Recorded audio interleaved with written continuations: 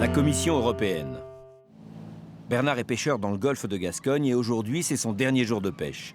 L'année est loin d'être terminée, mais Bernard pêche la langoustine et la pêche à la langoustine est limitée par l'Europe.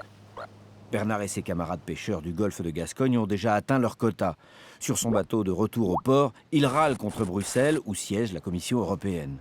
Pourtant, il y a certaines décisions qui ne peuvent pas être prises efficacement par un seul pays et qui doivent relever plutôt d'un continent. Les quotas de pêche en mer sont l'exemple parfait de cet impératif. Les poissons et les crustacés ne connaissent pas les frontières, ils ne sont pas très au courant des limites des eaux territoriales et ne se baladent que très rarement avec leur passeport. Il faut donc une règle pour tous les pêcheurs des 28 pays. Mais une décision de la Commission de Bruxelles est toujours difficile à comprendre parce qu'on ne perçoit pas bien qui en est à l'origine. On imagine des fonctionnaires que l'on n'a pas élus et qui ne sont jamais venus expliquer leurs décisions aux abords du golfe de Gascogne.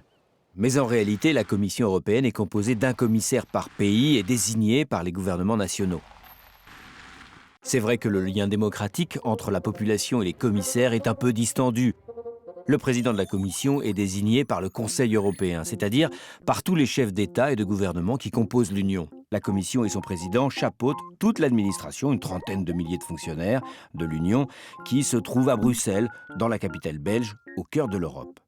Le rôle de la Commission, c'est de faire appliquer tous les traités, toutes les règles qui font que les 28 pays forment un grand ensemble démocratique et économique sans frontières intérieures. C'est ce que voulaient les pères de l'Europe au lendemain de la Seconde Guerre mondiale qui a ravagé le continent. Seulement, l'unité, c'est très compliqué parce que tout ce que décide l'Union à Bruxelles concerne des sujets qui étaient traités par les États, comme les quotas de pêche par exemple. La Commission fait respecter la libre circulation des marchandises et des hommes dans les 28 pays. Elle surveille aussi la politique économique de chaque État, surtout ceux qui ont l'euro comme monnaie. C'est par exemple la règle des 3% de déficit qu'il ne faut pas dépasser. La Commission a aussi une politique étrangère qui est censée représenter la voix de l'Europe, mais on ne l'entend pas beaucoup parce qu'on arrive rarement à se mettre d'accord sur une position claire.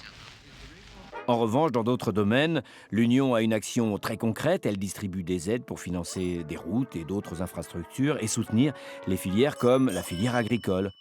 Malgré ça, Bruxelles et la Commission européenne sont souvent les boucs émissaires de bien des Européens. Il faut dire que les hommes politiques nationaux ont pris l'habitude d'expliquer que tout ce qui ne marche pas est dû à l'Europe. La réalité est bien plus complexe et si par exemple l'Europe ne limitait pas la pêche à la langoustine, ça fait bien longtemps qu'il n'y aurait plus de langoustine dans le golfe de Gascogne et Bernard ne serait plus pêcheur.